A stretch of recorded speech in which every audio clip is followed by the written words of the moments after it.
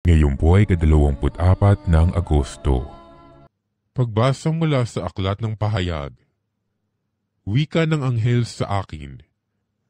Halika, at ipakikita ko sa iyo ang babaeng makakaisang dibdib ng kordero. Nilukuban ako ng espiritu at inihatid ako ng anghel sa ibabaw ng isang napakataas na bundok. Ipinakita niya sa akin ang Jerusalem, ang banal na lungsod na bumababa mula sa langit buhat sa Diyos. Nagliliwanag ito dahil sa kaningningan ng Diyos. Kumikislap na gaya ng hiyas na haspeng sinlinaw ng kristal. Ang pader nito'y makapal at mataas at may 12 pinto. Bawat isa ay may bantay na anghel. Nakasulat sa mga pinto ang pangalan ng 12 lipi ng Israel. 3 ang pinto ng bawat panig, 3 sa silangan, 3 sa timog, 3 sa hilaga at 3 sa kanluran. Ang pader ng lungsod ay may 12 saligang bato at nakasulat dito ang pangalan ng 12 apostol ng kordero. Ang salita ng Diyos. Talastas ng mga tao, dakilang paghahari mo. Magpupuring lahat sa iyo, O Panginoon.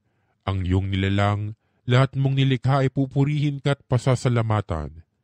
Babangkitin nilang tunay na dakila ang iyong kaharian, at ibabalitang tunay kang dakila at makapangyarihan. Talastas ng mga tao, dakilang paghahari mo. Dakila mong gaway upang matalastas ng lahat ng tao, mababatid nila ang kadakilaan ng paghahari mo. Ang paghahari mo ay sadyang walang hanggan, hindi magbabago.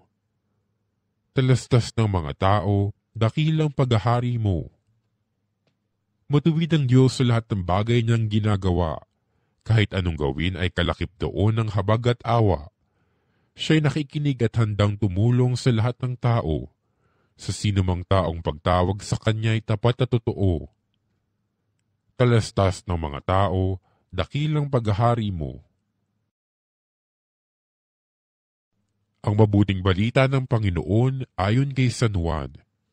Noong panahong iyon, hinanap ni Felipe si Nathaniel at sinabi rito, natagpuan namin si Jesus na taga Nazaret, ang anak ni Jose.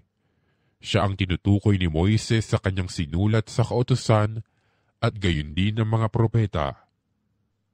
May magmumula bang mabuti sa Nazaret? Tanong ni Nathaniel. Sumagot si Felipe, halika't tingnan mo.